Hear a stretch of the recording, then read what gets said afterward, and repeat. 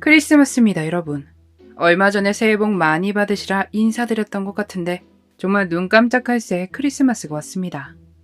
즐거운 시간 보내고 계신가요?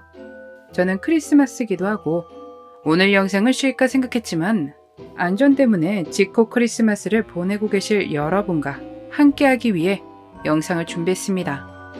힘드시겠지만 조금만 더 으쌰으쌰해서 크리스마스 즐겁게 보내시길 바라겠습니다. 항상 감사드리고요. 여러분, 메리 크리스마스입니다. 그럼 오늘 영상 시작하겠습니다. 첫 번째 이야기. 고등학교의 스타 투수인 윌리엄 브랜든 아이델로트는 학교에서 유명하고 활발한 사람이었지만 집에선 무슨 일인지 학교 선생님으로 일하는 어머니와 사이가 좋지 못했습니다. 그 문제는 부모님이 이혼을 하며 극도로 나빠졌고 특히 어머니와의 사이가 굉장히 나빠졌습니다. 사이가 많이 나쁘기는 했나 봅니다. 9월부터 친구 집과 자신의 집을 왔다 갔다 하며 생활을 했다고 하네요. 2013년 12월 크리스마스 이브. 경찰에게 신고 전화가 걸려오는데 윌리엄의 집이었습니다. 신고인은 윌리엄 엄마의 친구였습니다. 신고를 받고 찾아온 경찰들은 최악의 상황을 마주하게 되는데 윌리엄의 엄마가 끔찍한 상태로 이미 싸늘하게 굳은 채였던 거죠. 무기는 야구 배트로 확인됐습니다. 경찰들은 같이 살고 있는 아들, 용의자 윌리엄을 찾게 됩니다.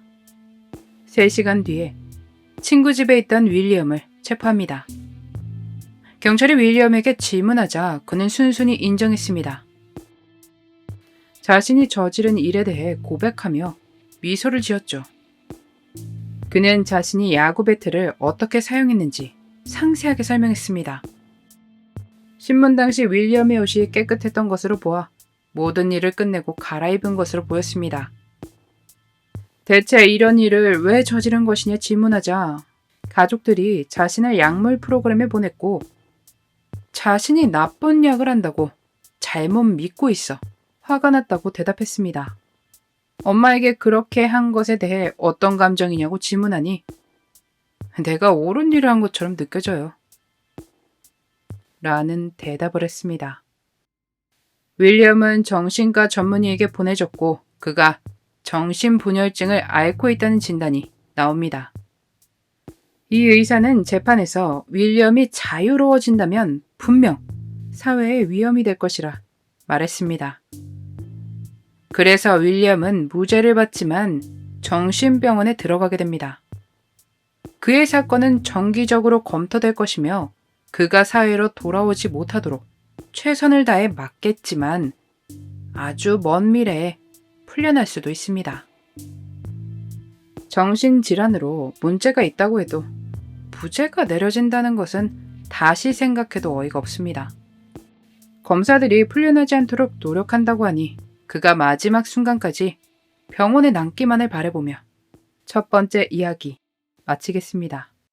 두 번째 이야기. 2007년 12월 24일 조셉 토마스 맥켄로와 여자친구 미셸 크리스틴 앤더슨은 미셸의 부모님 집으로 향했습니다. 집에는 아버지 웨인, 어머니 주디가 아무것도 모른 채 가족들이 함께 먹을 음식과 크리스마스 선물을 포장하고 있었죠. 집으로 들어온 조셉과 미셸은 무기를 집어들고 머리를 향했고 아버지와 엄마는 순식간에 생을 마감하게 됩니다.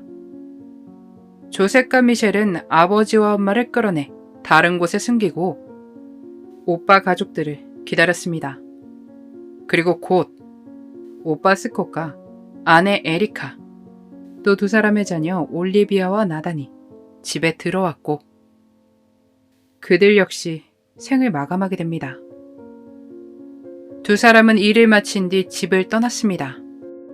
12월 26일 주디의 친구가 주디가 회사를 결근하자 걱정을 했고 그녀의 집을 찾았다가 집안 상태를 발견하고 911에 신고를 넣게 되어 범행이 발각됐습니다. 경찰의 수사가 진행되었고 조셉과 미셸은 신문을 받게 됩니다. 그리고 얼마 지나지 않아 그들이 저지른 일을 자백한 뒤 체포됐습니다. 미셸에 따르면 원래도 오빠와 사이가 좋지 않았지만 그가 결혼한 후에는 더욱더 나빠졌으며 돈을 빌려줬는데도 갚지 않았다고 합니다. 거기에 엄마는 오빠 편만 들었다고 하네요.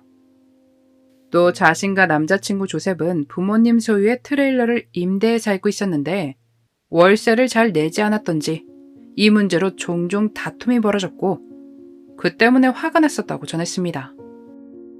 미셸은 가족들이 전부터 자신을 낮잡아보고 그런 것에 지쳤다고 이야기했습니다.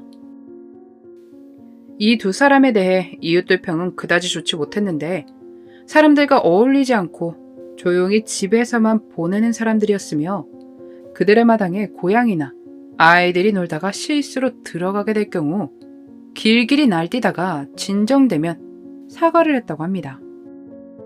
미셸은 경찰에게 집안에서 자신만 외톨이라는 것처럼 말했었지만 이웃에 따르면 그녀의 엄마 조디가 한 달에 한 번씩 음식과 다른 물건들을 사서 딸에게 찾아왔었다고 하네요. 검찰은 이들의 동기가 돈으로 인한 것이라고 믿고 있습니다.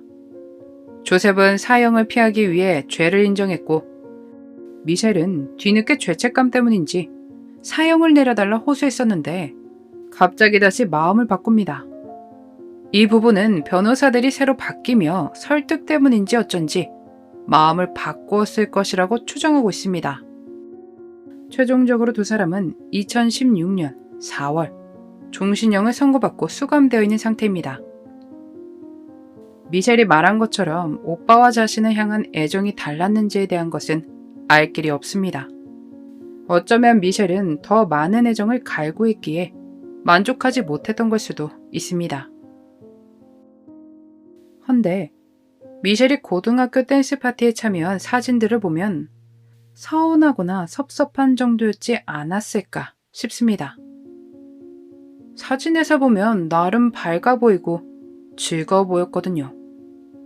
물론 사진이나 한 사람의 이야기만으로 실제 그들의 가정에서 있었던 일을 알긴 어렵죠. 여러모로 참 안타까운 사건입니다. 세상엔 참 많은 일이 일어납니다. 내가 일상생활을 보내고 있는 이 순간에도 어디선가 무서운 일이 벌어지고 있겠죠. 모두가 행복하기만 하면 좋을 텐데 특별한 날을 노리고 일을 벌이는 사람들이 꼭 있습니다. 이번 크리스마스는 어느 나라, 어느 지역이든 모든 사람들이 즐겁기만 한 날이 됐으면 하고 바라며 오늘 영상 마치겠습니다. 여러분 크리스마스 즐겁게 보내시고 꿀잠 주무세요.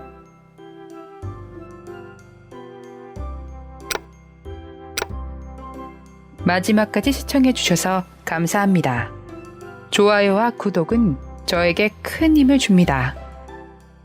오늘 하루도 수고하셨습니다. 좋은 밤 보내세요.